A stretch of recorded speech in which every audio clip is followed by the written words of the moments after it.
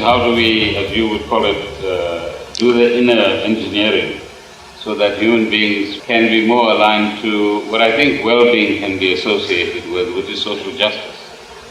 So yes, we have done much better than our great-grandparents or grandparents, but according to the World Bank, you still have 40% of 7.2 billion people that you refer to living in poverty.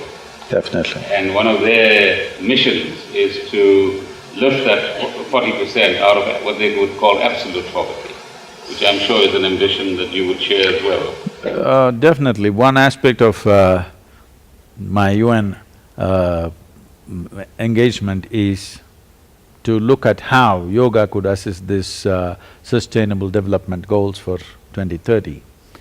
Now, it is not that there is no disparity, there is serious disparity, it has to be addressed. But how is the question? If we talk about redistribution of wealth, this will lead to total chaos once again. We have taken to market economy not because we think it's the best thing, but it is the only lousy thing that's worked for us till now. It's quite a lousy thing if you ask me, but it's the only thing that's worked, unfortunately. So what is working, we should never abandon. We must see how to make it work little better for everybody. It is a subtle arrangement of things because right now in India it keeps happening. We are right now a market economy with a socialist hangover in our minds. When somebody does too well, everybody says, oh, this is not right, look at him, how he's making money.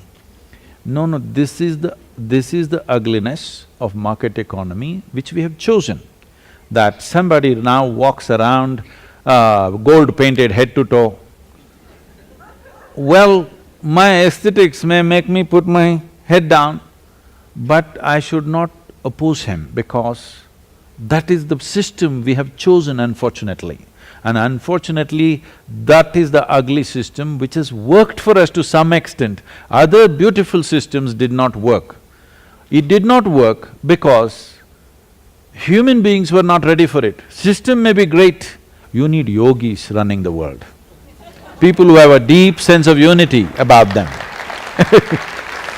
Now, when I say yogis, do not imagine that somebody is sitting in a particular posture, so he is a yogi. Someone who sees everybody as he would look at himself is a yogi. We need that kind of people to run the system. That is still too utopian, yet we're working on the people. We're sitting with you, we're sitting with various leaders around the world, hoping that little bit of yoga will enter them so that how they look at the world, how they think and feel changes.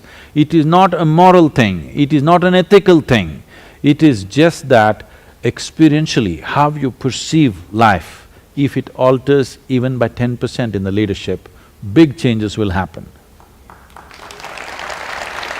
I must tell you this, when I was at the Economic Forum, they asked me, Sadhguru, if there's one thing we can do for you that will change the world, what is it?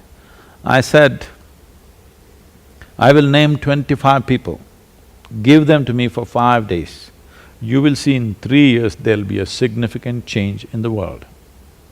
They asked, who are these 25 people? I named the 25 heads of major nations on the planet, which amount to nearly 90% of the world's economy, okay? These 25 leaders, if they think little differently, everything would change.